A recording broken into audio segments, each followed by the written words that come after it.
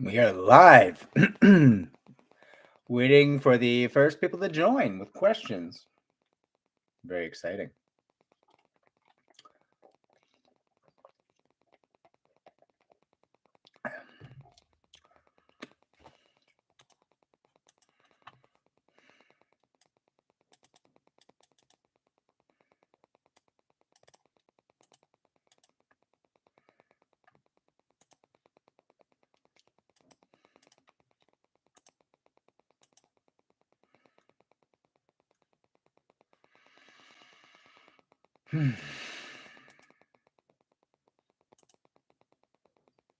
Ooh, we got 7 people in chat.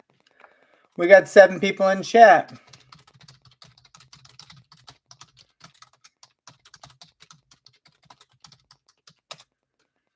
Hello, Alicia. How are you?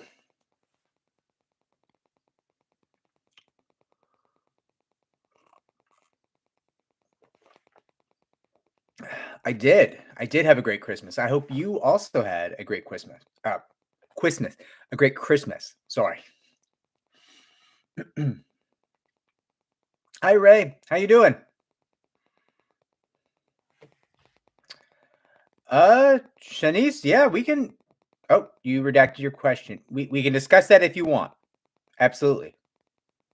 I don't want to read that. I mean, I remember what question you asked, but since you retracted it, I don't want to read it into the video because you might have a reason why you wanted to retract it. Ray, I'm glad to hear that you are well. I'm going to tell a quick story while we build up some questions. I had a really weird conversation this week with a guy. Excuse me. Super weird. So sometimes people will just be like, oh, you're the guy who deals with discrimination. And they'll just call me up to like call about discrimination. Which is weird because I'm like, listen, it's not my job. I'm not the person who discusses discrimination as like a philosophy with you. I'm the one who litigates it. But people will call me about it anyways. It's odd. And you kind of have to be like chill with those people because those people are often the kind of people who like go online and try to make trouble for you or like try to dox your office or leave you nasty reviews, whatever, you know. So this guy gets on the phone with me and he's like, there's a genocide against white men. And I'm like, I did not know this. That would personally impact me. Should I be worried? And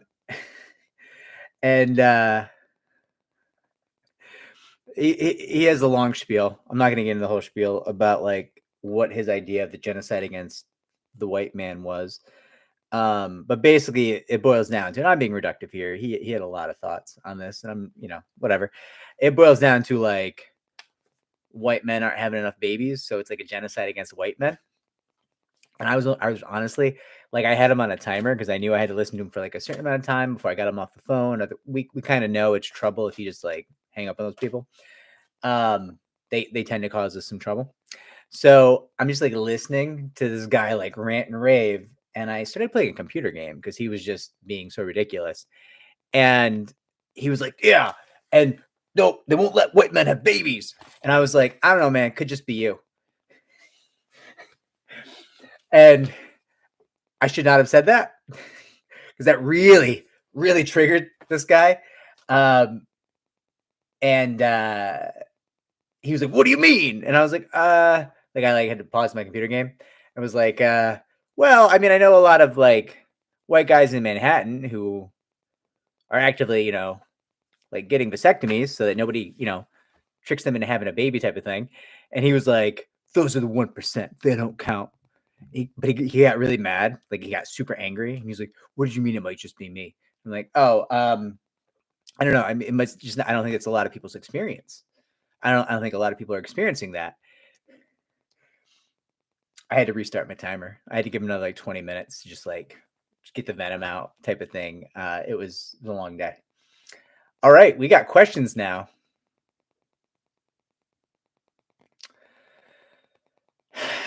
All right. Shanice Robinson says, can we please discuss employers forcing employees into therapy or counseling, illegal versus legal scenario? Sure. So it is illegal if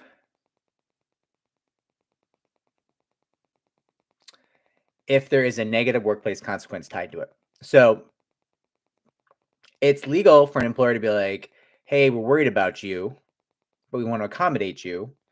And either because you've reported a mental health issue or because some things that we've seen in the workplace, we're going to need you to like get into counseling or get into, drug treatment or get a clean bill of health from a mental health professional or get an evaluation done. These are all common requests from employers. These happen a lot. And you'll see these often in the context of people who work with children or people who carry a weapon as part of their job. It's much more common in those industries, generally speaking. There's a lot of police officers, corrections officers who have to get like psych evals, somewhat not routinely, but I mean, it should be routine potentially. But like often you'll see like, oh, you got in a screaming match in the locker room and you've been acting real funny lately. You're going to have to get a clean bill of health, like a psych eval, before you can have your weapon back or before you can come back into the prison or back into the police department, whatever it is. All of that is generally going to be legal. Now, here's where it's illegal. When there's negative workplace consequences tied to it, it can be discrimination, and it can take two different forms of discrimination. It can be just the run of the mill, like, hey, I reported this mental health disability to you, and you're now making up these obstacles to keep me out of work, so I'm losing money. There's also the perceived disability discrimination avenue for this, where a lot of times you see this with veterans, where an employer will be like, hey, you've seemed a little bit recalcitrant lately, a little like you're self-isolating. And, we know that you're a veteran and we're worried that you might have PTSD, even though you have told us that you don't. So, excuse me, we need you to get a psych eval because you're not smiling as much as we want you to smile. And that's going to be a perceived mental health disability discrimination case in most situations, because they're just taking it upon themselves to like unilaterally diagnose you and say, hey, we think you have a mental health issue and we're treating you differently as a basis of that. And like, you can't earn at work until you jump through these hoops we set out. Shanice, there's also a bunch of issues where they're like not gonna, if they're creating additional hoops, like, hey, we need you to get a psych eval, but we won't accept just any licensed professional. It's got to be our licensed health professional. A lot of school districts, this is very common in New York, especially in Long Island. School districts have like pet doctors, pet physicians that give psych evals that like they can count on to like 9 times out of 100 give like a no, you're not clear to work anymore. It saves them doing 30/20As, like tenure hearings, to get rid of tenure teachers a lot. They do that. That's super sketchy. That certainly would be, in my mind, illegal. And I would always say get your own psych eval, and then you can have dueling psych evaluations. Excuse me, with your professional versus their professional. There, that stuff's very, very common. Happens all the time. So I hope that answers your question, Shanice. If you have follow-up, I'm happy to talk about it further. I'm going to hop on to Ray's question while we see if you have any follow-up.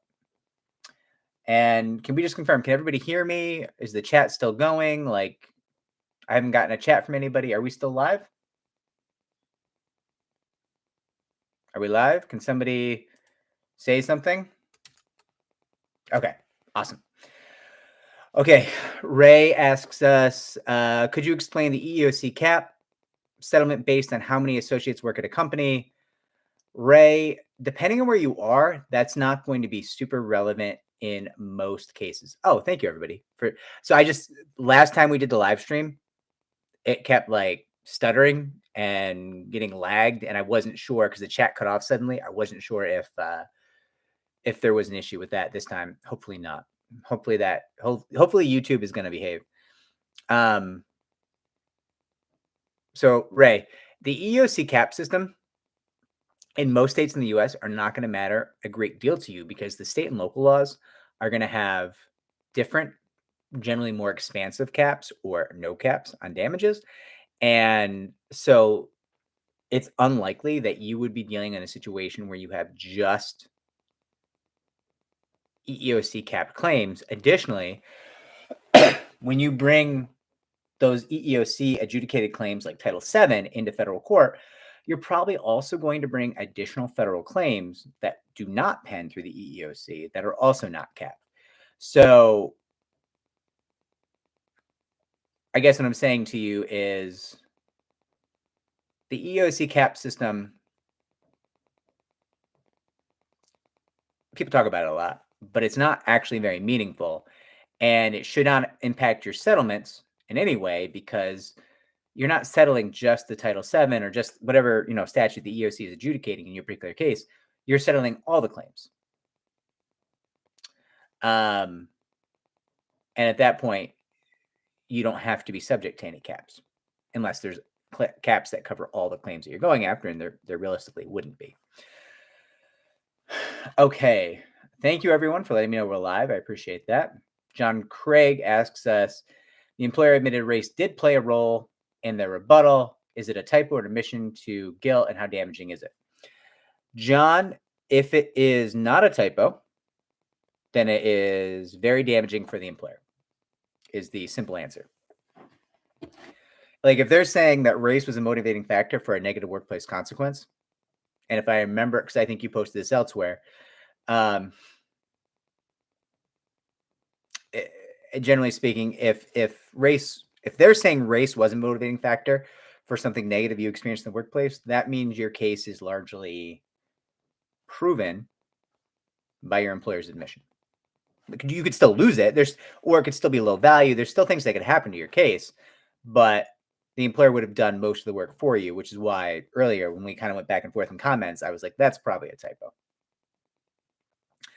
TJ Staten asks us, been watching your channel for a while. I have a case and I have an attorney, but we feel the EEOC is going to pick up my case. What's the steps, and is this bad for the employer? It's bad for your attorney, TJ.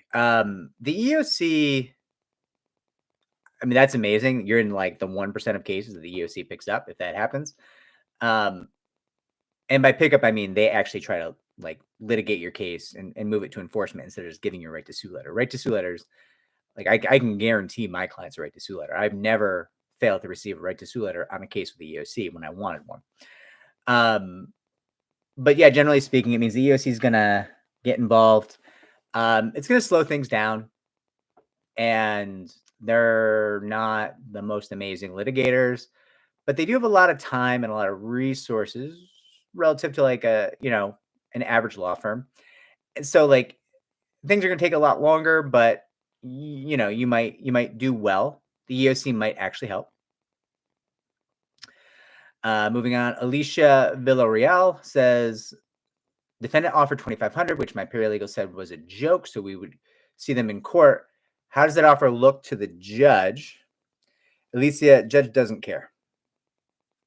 And settlement history is not going to go before the judge. Now, the judge's attorney or a mediator or a referee might hear the settlement history, but your trial judge is unlikely to hear the settlement history, and it also like wouldn't matter. Like that offer is stupid. Your paralegal is correct. That offer is, I mean, we're in a field where nuisance value, like a junk case, like a case where you don't even spell your name right, would be worth $5,000 to $15,000, because that's what it would cost. That's what it would cost a defendant just to defend a case that doesn't even state a cause of action, right? So they're offering you less than nuisance value. That's ridiculous. I would not even entertain that, and it's clear you're not, so good for you. But yeah, it's not going to affect how the judge sees the facts of the case. Slater Designs and Gifts says, my lawyer met with my employer's counsel. I asked him the amount of compensation we should ask for, but he suggested we wait for my employer to grant me an accommodation first. Once I have improved my health, we can then discuss the appropriate compensation. I'm curious if this is a standard procedure for such cases. It is not, but it's possible that your attorney is putting you first. So getting you the accommodation before you get the settlement sounds like your employer might be putting your well-being over dollars. Or not your employer. It sounds like your attorney might be putting your well-being over dollars. And I think most firms might be like, yeah, let's make let's ask for this much money and you should give up your job and we'll just get more money because you're going to make a paid exit. And it's possible your attorney is doing right by you in that situation. If your goal is maximizing value, I have no idea why you would do that. And you should very seriously have a conversation with your attorney being like, yeah, I'm not worried about the accommodation. I would like to make the paid exit and I would like to max the valuation of my case. Just make sure you're telling the attorney what your goal is and let the attorney hopefully fill in and make that happen for you. But yeah, I think based on the very, very little I know, Slater Designs and Gifts, like it sounds like your attorney might be putting you first. Coco says, I filed a discrimination lawsuit against my former employer and another female coworker did the same. Is there power in numbers? Absolutely. You can corroborate each other. I mean, you don't even necessarily have to be suing for the same things. You can still collaborate and cooperate. But if you are suing for the same things, it shows a bit of a pattern. And whatever's evidence in her case, you're probably going to be able to use in your case. And vice versa, you can really help each other out. Cookie 2089 says, hi, Vince. Regarding the warn notice, which has been brought in federal court, does the complaint have to be through the EEOC for the WARN Act? I don't believe so off the top of my head. I don't deal with that a lot, but I don't believe that pens through the EEOC at all. If you ask that question in a comment on a video on the channel, I will see it and I will create you a video where I actually do the research for you. But off the top of my head, I don't believe so. DK says, I have an age discrimination claim filed in New Jersey State Court. I was fired and replaced by someone 35 years younger than me, but she just quit after just 8 months on the job. Does this affect my claim? No, does not affect your claim. Her resigning is neither here nor there for you, right? Your bad act that you're pursuing is the choice to terminate you, motivated by your age, and then replace you with someone younger. And the replacing with someone younger is just an additional piece of evidence tied to the decision to terminate you based, at least in part, on age. Crispy Badger says, for federal employees, are there circumstances where you would recommend electing a final agency decision over an EEOC hearing? Interesting question. I don't know if this is a New York term, but there's a common term in New York known as having a rabbi, meaning you have somebody who is a mentor high above you in an organization who will take care of you. And part of that is mentoring you and giving you advice, but part of that's also sometimes taking care of you, like putting their hand on the scale and helping you out type of thing. And I think that's actually a flattering thing. I think, that's certainly not anti-Semitic. I think it's a wonderful thing that people would associate helping in that way with the Jewish culture. So if you have some reason to believe that within the agency, you have some support structure that people might choose to do right by you, that's the only scenario where I would be interested in the FAD, to be honest with you. Pantera Rage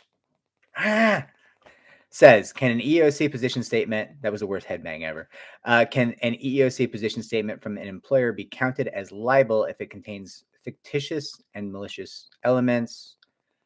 I mean, it depends on the jurisdiction you're in, because libel is generally going to be state law, and state law is different from state to state.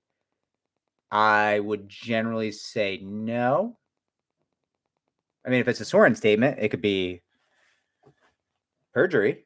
But generally, position statements are not sworn statements. Yeah, I mean, you're essentially asking, like, is it libel? And my answer is going to be if it fits the elements of libel wherever you are. But the more general answer is just probably not. But check with local counsel, check your local laws. Like I can't give you a definitive answer on this. But my off the cuff response is probably not. Mario Punt says, Vincent, defendant told my lawyer they will see if we can settle after the depo. Why not settle now? Whose deposition? Mario, are they deposing you? Are you deposing somebody key? Like, what? Who is being deposed that they're waiting to settle the case after? If it's you, they're waiting to see if you lose your mind or you're terrible at deposition, or like if you get reality checked at deposition. There's a lot of people who like go to depositions and they like think they're going to do amazing, and they super duper don't. And then they're like, I need to get this case settled right now. And employers would be like, okay, you want 20 grand, 40 grand? What do you want? Like, when before that deposition, they might have been like, I'll take 30 mil.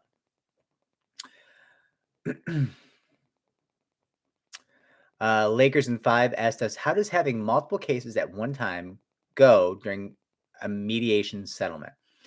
Lakers in 5, so it goes exactly 2 ways. One, employers going to want a global settlement. They're going to want to settle all cases across the spectrum. They're not going to want to negotiate piecemeal, generally speaking, ever. Now, you can agree to that or not. If you don't, then whatever settlement you reach is going to require something called a carve-out, meaning the settlement agreement that you reach at that mediation is going to have specific language in it that says, we're settling everything except for these cases. And that's the second way it can go, where you have a carve-out. Generally speaking, employers will be very reluctant to agree to a carve-out.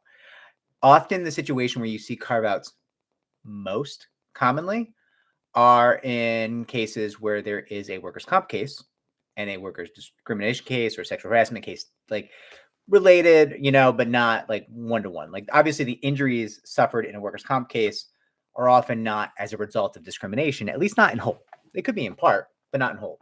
So there's a very separate case and a very separate court of law. And a lot of times I'll see carve-out for workers' comp cases. Oh, Coco, that's really nice of you. Coco says, I listen to you daily and your videos keep me sane since I was wrongfully terminated in early November. Coco, it's really nice of you to say that. I'm really sorry you were wrongfully terminated. I know, like, employment is a deeply meaningful thing and it's like a huge part of our life. It's how we get resources and keep a roof over our heads and feed the people we love. And I'm sorry. I'm hopefully in the new year, you're going to have a lot of good things going. Forever Youngs, thank you for saying you love my videos. It's very kind of you. We have a question from Crispy Badger. Crispy Badger's talking, I believe, about as a federal employee, if you should accept the final agency decision or go to an EEOC hearing. So Crispy Badger goes on, the agency did not present anything in the ROI to refute my claim or explain where their scores came from for selected candidates. I suspect they might not meet the required burden. I mean, I would still go with the EEOC, to be honest with you. I mean, you're counting on an agency to do the right thing. If you let them off the hook and let them make a kind of their own decision, why would they countermand themselves? This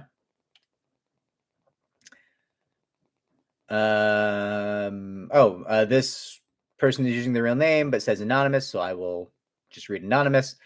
Would a fabricated accusation against one during a suspension investigation be considered defamation of character by way of slander in that casual conversation questioning? So this is going to be very unsatisfying, but like defamation and libel are state law claims, and I have no idea where you are. So the most accurate answer I can offer you is as follows. And also, quick note, I can't answer state law questions in most states in the U.S., right? I can speak to the federal laws that pen through the EEOC, and I can speak to the laws of a couple different states, but I can't, like, if you're in Nebraska, I can't be like, well, the defamation law in Nebraska requires these 3 elements, and you have to meet those. And I'm not going to be able to do that for you. But what I can say is this. If what happened to you meets the elements of defamation where you are, then you have a defamation claim. Odds are the scenario you're describing, I'll apply New York law. If you were in New York, no, that's a junk claim. It's absolutely worthless. You're throwing away money. Don't waste your time.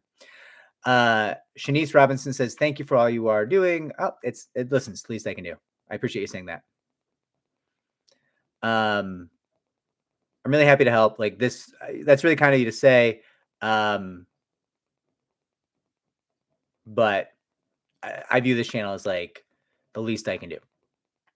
And part of it's just like, listen, I'm a white guy making money off discrimination. If I'm not actively trying to help, like, I am a piece of shit.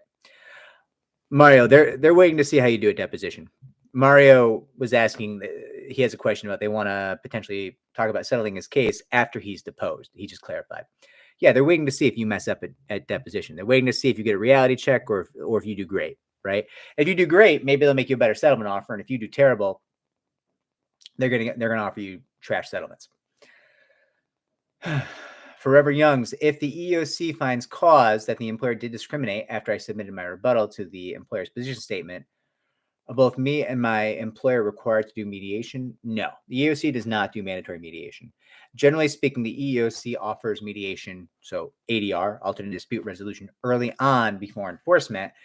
If mediation breaks down, or if people just decline it, they don't schedule mediation. Now, you can always go to the EEOC, excuse me, and ask them to schedule you a mediation. And if the employer agrees, they will schedule that mediation, or at least tell you, yeah, you go ahead and hire a mediator on your own and do it. But no, they're not gonna require you to mediate Forever Youngs. A lot of federal court systems will require mediation early on in the case, and I think that's a fairly strong policy. But the EEOC will generally not, in my experience. Coco, thank you for the heart. I will send you a heart back. I will click the little heart button. I don't know what that does. There, I sent a heart. Did I send you a heart? No. I don't know. I don't know how any of this works. I bet you Wizard the Gamer knows how this works. I think Wizard the Gamer might be a streamer. Hi, thank you for helping me with my question, Wizard the Gamer says. You recently answered a question for me. Just one more item. Is it retaliation to force arbitration agreement immediately after an EEOC complaint? No. They had you sign. Are you saying they forced you to sign an arbitration agreement after you filed with the EEOC? Or, yeah, Wizzy, I need a little bit of clarification. Did you file with the EEOC and then they enforced an arbitration agreement that you'd already signed? Or did they say you have to sign this arbitration agreement because you filed with the EEOC? If they're forcing you to sign an arbitration agreement because you filed with the EEOC, that is absolutely retaliation. You need to talk with local counsel right away. That's a claim. That's horrible. Oh boy. Shanice says, I was sexually assaulted at work by an employee. I'm so sorry. Due to his admission, he was terminated during the investigation. The next month, I was assaulted by my lead. Oh my God. I reported it and asked to be separated from this lead. HR management denied my request as a result. And as a result, I had a panic attack while working with the lead, who continued to harass me. I was placed on unpaid administrative leave for 4 months of mandatory therapy. Shanice, you have a hell of a claim. I hope you're suing. So I hope you have an attorney. I hope you're bringing that case. I'm so sorry that happened to you. Check local counsel. We have a playlist on how to evaluate local counsel. I would imagine you're going to have an offer from every single firm you talk to. I'm just really sorry. Forever Youngs asks, so if there's cause of discrimination, does the EEOC just give a right to sue letter? Doesn't sound like there's any benefit to them finding cause. Forever Youngs, I mean, there's like a less than 1% chance that they would actually like try to litigate your case themselves. So it's a possibility, but it's incredibly rare. 99 times out of 100, the EEOC is just going to give you a right to sue letter and you're going to go on to federal court. And to your point, you're saying it doesn't sound like there's any benefit to them finding cause. I mean, they're a very flawed agency. Oz Wealth says, how do you feel about the plaintiff waiting 2.5 years before she sees a judge? Is the system fair to the employee? No, system is not fair to the employee. The system is stacked against the employee. In contrast, though, the jury pool in most of the country is stacked against the employer. There is like a balancing effect there.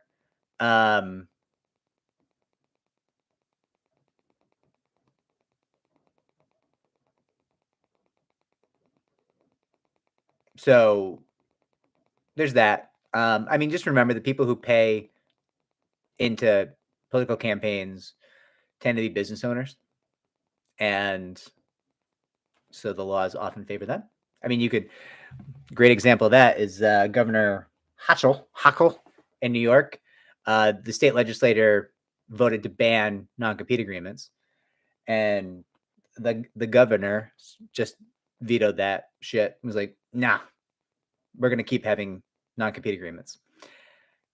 So you get this wildly pro-employee legislation, and the governor's like, no. I know that I pretend to be progressive, but go fuck yourself. We're not doing that. I got campaign contributors to take care of here. Like, no. That's the life we live, right? That's what we're dealing with. Wiz the Gamer says, yes, they forced me to sign an arbitration agreement immediately after I filed an EEOC complaint. I never had to sign this agreement before. Wizzy, that is retaliation. That is a serious legal issue, and that adds to your claims and is going to be an interesting legal thing to litigate out in the courts. Mario says, hey, Vincent, can the wrongdoer be a whistleblower as well? Sure. Yeah.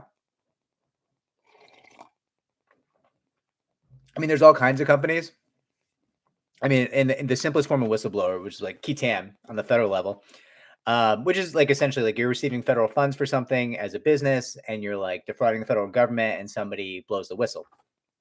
That somebody is probably one of the people within the company who had a part in perpetrating the fraud, because that's why they know about it, right? Like most of the time when you have a qui tam client, part of what the qui tam client is doing is being like, hey, I don't want to go to federal prison.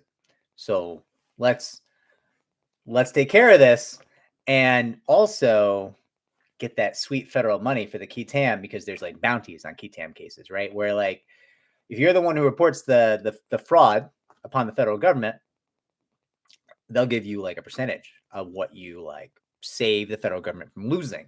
So a lot of times those people will get like deals against prosecution. Yeah, so they can absolutely be the wrongdoer as well. Slater Designs and Gifts says, HR never gave me a response regarding my complaint of harassment and retaliation against my manager and the director of my department. Even though I presented evidence and recordings, HR never did anything about it. Would this add to my lawsuit for not giving me my disability accommodation? Yes. Slater Designs and Gifts, that would be a part of your claim. I think that would be a useful and valuable narrative as part of your claim. Wizzy goes on. Not only did they force me to sign an arbitration agreement after an EEOC complaint, but they sent it to me after their discrimination forced me on to medical leave, and the deadline to sign was within the leave. I think it's retaliation too. Thanks for letting me know. I'll reach out to lawyers. You should absolutely reach out to lawyers. That's an interesting and novel part of your case, and I hope you get paid. All right. Are we caught up on questions? We have about 28 minutes left today. I have to go to an après-ski party. So I am only doing an hour today, but I am also doing a New Year's Eve stream. Let me look it up. So I can get you the correct information. On Sunday, December 31st at 6 p.m. Eastern time, I will be live streaming New Year's Eve. It will not be a full New Year's Eve live stream. Obviously, I am going to be doing like an hour and a half, something like that. But I will be live streaming that. So you have that to look forward to. Okay, we have some questions here. It's Shea Butter. Shea Butter. How can I help? Hi, Vince. You answered my question a few weeks ago, and I appreciate it. I'm in Massachusetts and I'm running into an issue where the attorneys I'm interviewing are telling me they can't take on the case because 1, my employer is a very big company, so it will be hard. 2, load capacity, but they can definitely see I have a wrongful termination, a discrimination case. I was terminated in November, and I am getting nervous. Should I resume in January? Resume talking to attorneys? Absolutely. If you actually can't find an attorney in Massachusetts, which would shock me a little bit, there's a lot of firms who do employment law in Boston. But if you're having trouble, call the national firms. Just keep in mind the national firms are going to be more expensive. So like that's always an issue. Okay, I missed a question. Nunya Biz says, that's a great name. Hi, and thanks for your info. Could a settlement agreement be revisited if an employee is clinically depressed? Doctor says depression is severe enough to affect decisions. So if you signed an agreement, a settlement agreement, while under severe mental health issue, it is possible that that agreement could be set aside. Is the correct answer. In reality, most courts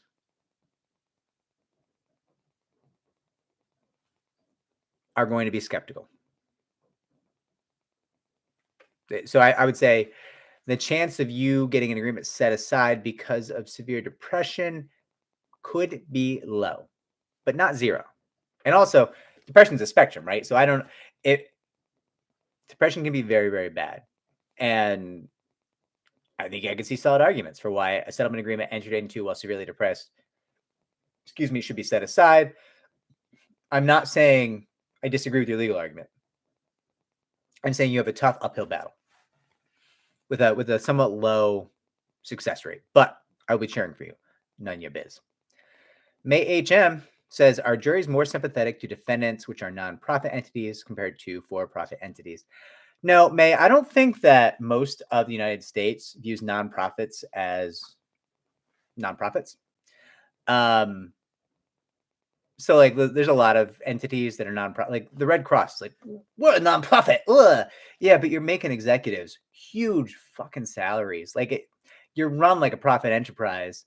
You're just running it in a way that complies with nonprofit law. Like, I don't really know that I've ever seen a jury be like, whoa, but they're a nonprofit. Now, that's not the same. It's like if you're suing the YMCA, wow, even better, Boys and Girls Club. Generally, I don't even know if Boys and Girls Club is technically a nonprofit. I'm assuming.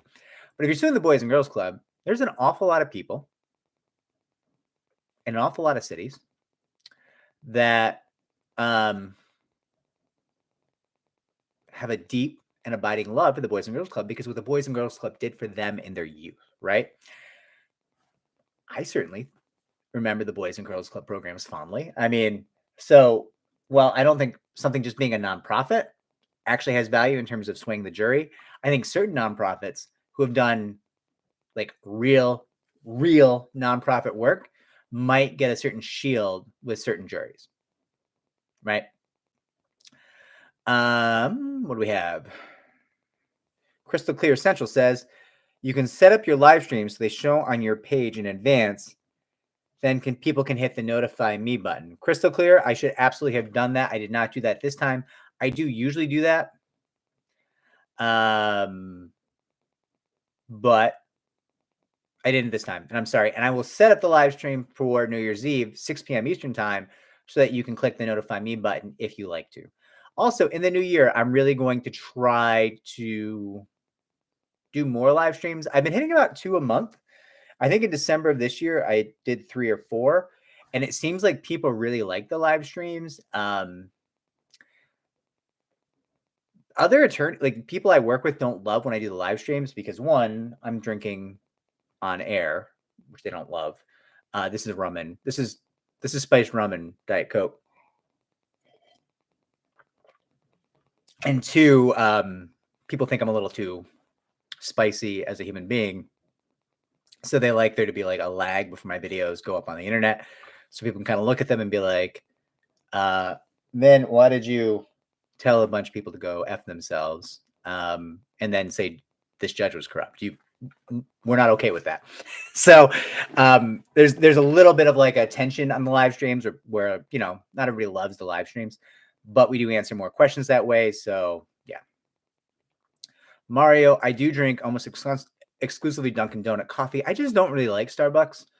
I don't like their coffee, but also I don't like their union busting. So there's actually a Starbucks. My Dunkin' Donuts went out of business in New York. It's very sad. And so now there's a Starbucks right below my office, and I go in, and I have no idea how or why this started happening, but they started just giving me Trenta cold brews, like for free, and I'm like, what? I'll pay. What? Like, thank you, I guess. So I have no idea if they somehow like saw my videos about Starbucks union busting or what's going on with that. But I just started putting the money for the Trenta cold brew in the tip cup. Maybe that's what's going on. I don't know. Yeah, I don't like Starbucks. I like Tim Hortons a lot. I really enjoy a good Timmy Ho. For me, it's the Dunkin' Donuts cold brew with real whole cream in it. That's my jam. Indiana Jones, fantastic name. What are the national firms? So there are national firms, Indy. I feel like I'm short round right now. Indy. Is that racist? Fuck. I mean, it's a character. Okay. Gonna have to think that one through. Okay, so the national firms, there's a couple of firms who handle employment law cases in a lot of states across the country, and there's a couple of firms who handle it in all 50 states in the country. So one good example would be like Gloria Allred.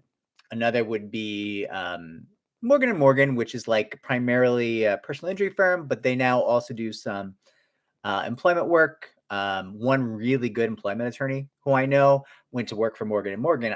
I think he's down in Florida now, and I'm not like espousing or vouching for any of these firms. I'm just, you asked me what these firms are, and I'm telling you, my firm does employment discrimination, employment sexual harassment in all 50 states. We're technically a national firm. So that's what the national firms are. Indy, I also like the spicy, but I can see why people who do business with me don't. Like I fundamentally understand their perspective, right? If they're trying to settle cases with New York City agencies, and I'm making videos about how the attorneys who work for New York City are so effing incompetent, I see the tension that I'm creating there. Like I get where they're coming from, right? So, they're not wrong. Let me see. Cassandra Creech. Cassandra, I don't want to make this weird. Do I know you? I feel like you might have been a nurse that helped someone in my family. I could be wrong. I'm not trying to make it weird. I'm sorry. Hi, Vince. Can you comment on the state's sovereign immunity in regards to an employee filing a disability discrimination suit? Yeah, that's not. So, Cassandra, you've asked this question a couple different times. If you go shop this case to attorneys, the issue you will face is not sovereign immunity. The issue you will face in getting attorneys to handle a discrimination case, if you're working for the state against the state, is the cost and the additional work. So the state just litigates longer because they're not really paying their attorneys. They have attorneys that work for them who are on staff. They just assign them more cases. They don't care. And then, so you're going to have to litigate the case longer. And then often there's not settlements that are offered that readily because the state doesn't care about liability, because the state's not going to pay you with their money. They're going to pay you with your money. They're going to pay you with taxpayer money. So they just don't really care. Like my firm handles cases against the state all the time. We've handled hundreds of cases against New York State, for example, tied to employment discrimination. Also, the sovereign immunity case, it's not going to be an issue in your case in a variety of ways, but especially not a shield against the federal laws. So, Cassandra, I can't stress enough, just go hire an attorney. You're not going to be, this is not a hurdle for you. Henry Best Believe says, instead of contacting a bunch of law firms separately, is there a way to shop potential cases to multiple firms at once? I am not aware of such a way, Henry.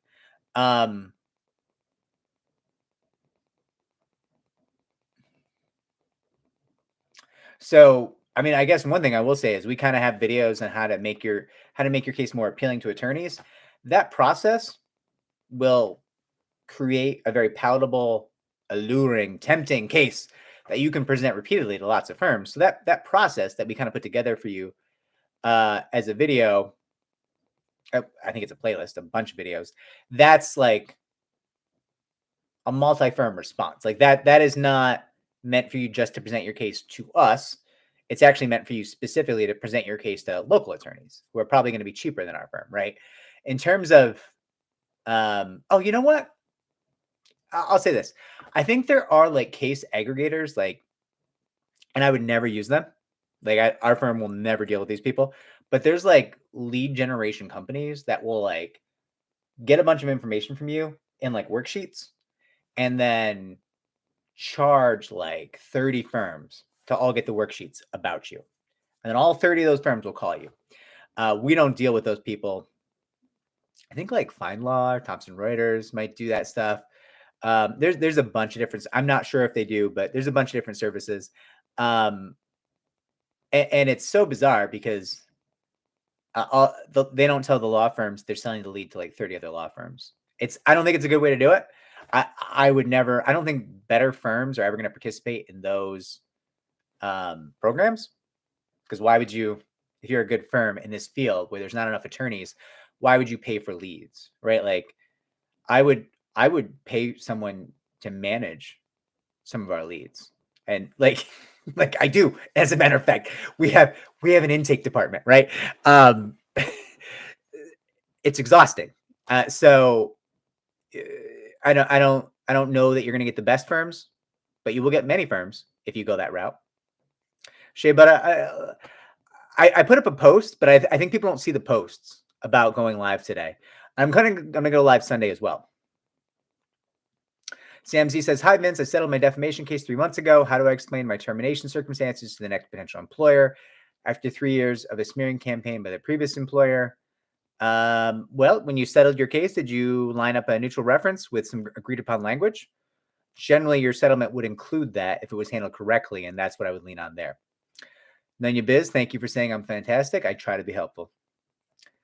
Crystal Clear Central. I don't worry about the haters. I actually think the haters often have a point with respect to me. Like, they're not wrong.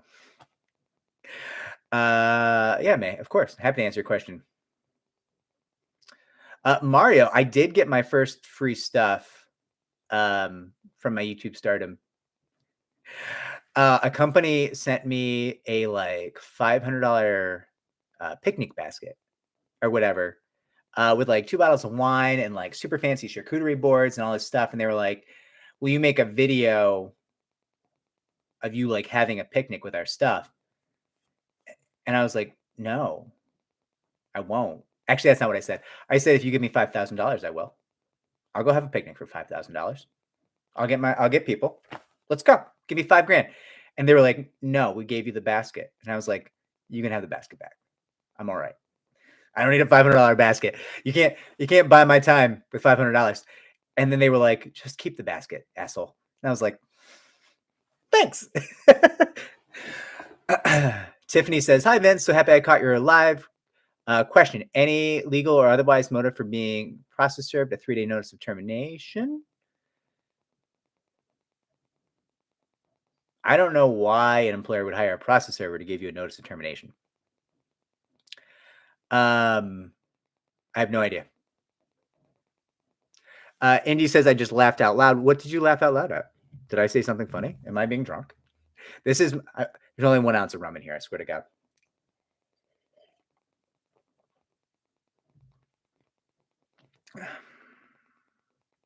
Slater Design says, I've tried several times to talk to my lawyer to go over my case and put everything in chronological order and add the transcripts from my recordings, but it seems like he is not interested in doing it. That's not great. I mean, that person is going to make money off you. The least they can do is earn that fee.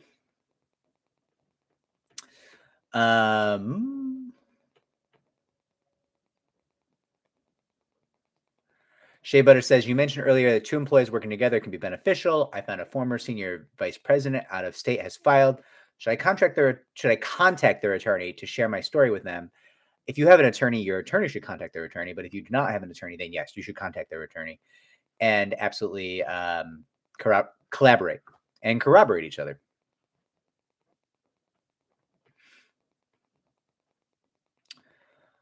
Crystal Clear Central says, offer the media person.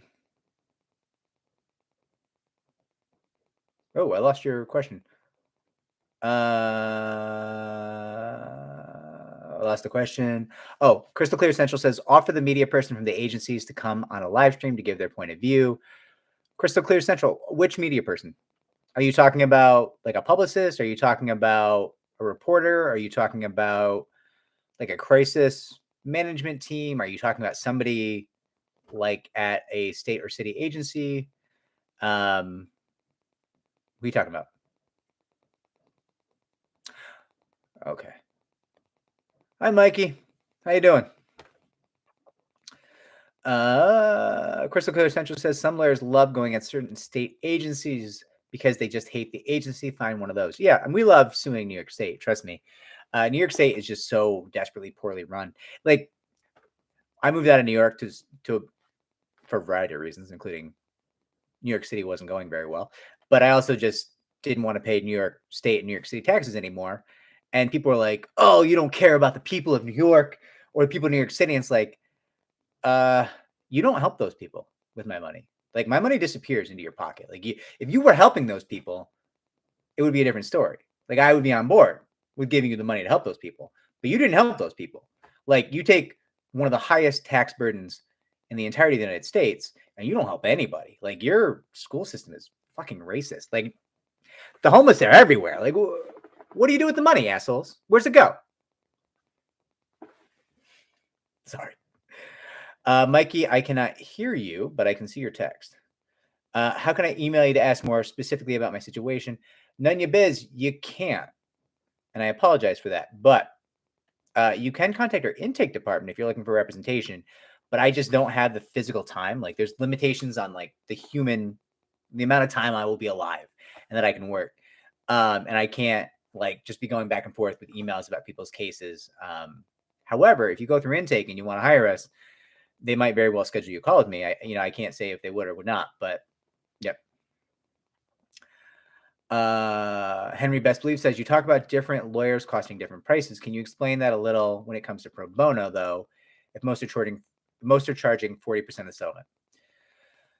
Okay, so Henry Best Believe, when you say pro bono, do you mean for free or do you mean on a contingency, on a percentage? Two different things. So in this field, there's very, very few pro bono options. Part of why that is that the standard in the field is contingency. And generally what I see is a contingent percentage between 25% and 50%, depending on where you are and the firm you're dealing with. Now, if you're looking for pro bono, it might be out there. You got to look on the internet. But like when people call me up and they're like, I need you to do it pro bono. Cool. Are you a child? You're not a child? Sorry, you're an adult. Take care of your business. Like, I don't know what we're talking about here. Like, you want me to drop somewhere between 20 and 140 grand in your case and not get that money back. And just what? 200, 300, 400, 500 hours of attorney time? Cool. Would you like me to build you a house while you're at it? Would you like to retire? Should I fund your retirement? Like, and I know you're not asking for this, but like, people call endlessly being like, pro bono, pro bono, pro bono. Get a job. Or assign a percentage of your case. Those are the two options. You can pay the attorney hourly or you can give a percentage of the case, right? But this idea, like, you don't call up a building like, I need you to build me a house, right? Listen, Jimmy Carter might do it for you, right? There's people building houses for free, but they're well funded by donors. I'm not, right? And there's not too many donors out there who would fund those cases. So that's the difference between pro bono and contingency. Henry Best Believe, let me know if that answers your question. Cassandra, Cassandra's worried about sovereign immunity in a case where she's suing a state for workplace discrimination. And I guess there's been a couple of firms who say they won't take the case because of sovereign immunity. Cassandra, those firms were not employment firms, or they didn't know what they were talking about. Like, I really cannot stress to you enough. Like, you can go look up my firm and all the many, many, many cases we've had against New York State and New York City where sovereign immunity was not an issue. So those firms didn't know what they're talking about. Mario Ponce says, isn't there a conflict of intent if a state employee sues in state court? The judge works for the state. Will there be justice? Lol. LOL. Laugh out loud. There's not a formal conflict, Mario, but generally I don't do that. Generally, I would go file in federal court. All right, we have 6 minutes left. I'm gonna jump around to some of the favorites.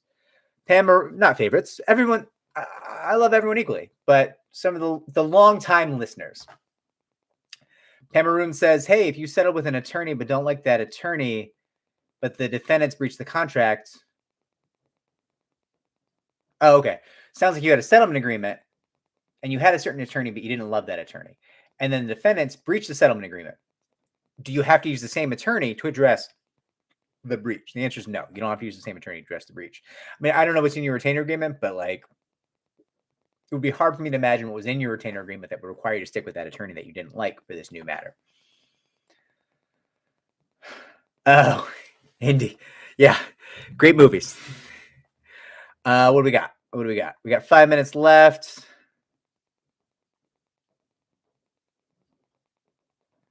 5 minutes left. Nunya Biz. Yeah, I mean, I wish I could. Just like, there was a time in my career where I could just, everybody who called me, I could spend time with. And that was awesome. That was like a really good quality of life. But at this point, I mean, it would be difficult. It'd be very difficult. Oh, Crystal, that makes a lot of sense. Okay, so Henry Best Believes says, not pro bono, I meant contingency. I thought everyone mostly does 33 or 44%.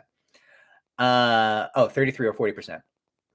Henry, so it's different all over the country. And I've seen a lot of retainers over in my days, like just being like talking to people all over the country. I see people truly as low as 25%. I see people as high as 50%. And I see everything in between. There's like certain points where people seem to congregate. Like there's a lot at 33, there's a lot at 38, there's a lot at 40, there's a couple at 50. But there really are a couple at 25%. I've seen that out there. But also you see a lot of differences. You people who charge up front, you see people who charge a contingency plus an hourly, you see people who charge a flat fee up front and then a contingency. If you don't like the fee arrangement, don't hire the firm, right? That's always what I say, and that's okay. Not all firms are equal. Different firms are going to charge different ways. And remember that generally speaking, to have like a fee structure, like to have a certain percentage, you're probably going to have to get that fee percentage at some point approved by a federal court if you're litigating in federal court, right? Federal courts will look at settlements and be like, wait a second. Why is this loser of an attorney getting 40%?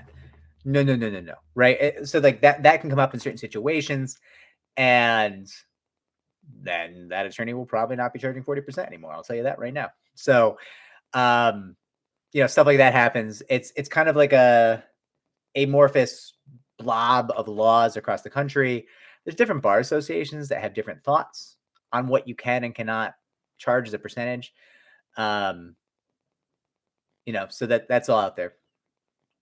Weish, who looks like my friend's daughter, says, but is not, what documents are obtained through discovery? Will I physically have to supply every email I have or just the relevant ones?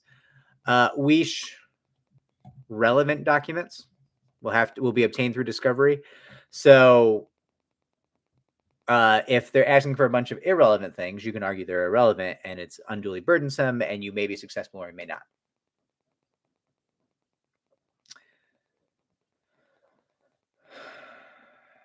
Aaliyah Brow, why would someone need a local lawyer for an EEOC proceeding? So you don't. You're not required to have local counsel for EEOC proceedings. You're not required to have counsel at all. Generally speaking, local attorneys are cheaper than national attorneys. So if you want an attorney for your EEOC proceeding, which you do not have to have, but if you want one, your local options will generally be cheaper than your national options. Danielle, my employer recently terminated me after I filed an internal complaint and wanted me to sign a release of all claims in exchange for separation pay. Can I sign as under economic duress? No. that won't work for you. I mean, listen, check your local laws, but no. What do we have? Yes, please do. So Crystal Clear is doing me a favor here. Please do remember to like the stream. It really helps out the stream to grow. We got 33 people live. Viral Shedding Zombie spends so much time worried about my money. He's got my money on his mind. This is amazing. Anish, the defense has as long as the court grants them to respond to discovery. All right, last question. Susan Jacob. If CEU tells you you are fired because of your email that raised health and safety concerns, and you have proof, can the employer say it was because the way you raised concerns? I was polite in an email. Well, they can try, but I would check with local counsel to see if wherever you are, you have a whistleblower claim. Okay, everybody, it is 6 p.m. I apologize for getting so many people on the live stream and only staying on an hour, but I have a party to go to. Anish, I'm sorry to hear you got terminated for your beard. If your beard had deep cultural religious significance, that would be a claim. I wish you success with that claim. I hate to see that. All right, everybody. I got to go to the après ski party. I will be back Sunday, December the 31st at 6 p.m. Eastern time. I will be streaming for at least half an hour, but more than likely I will stream for 1.5 to 2 hours. I hate ending it early because I feel like when I get on these things, I should just keep going until the questions are answered. But I know I can't do that because I know the questions will never end. All right. Take care, everybody. Thank you for liking the video, the stream. It really helps. Anish, I am back 6 p.m. Sunday, December the 31st for a New Year's Eve stream. I will be live 6 p.m. Eastern time, December the 31st. Take care, everyone.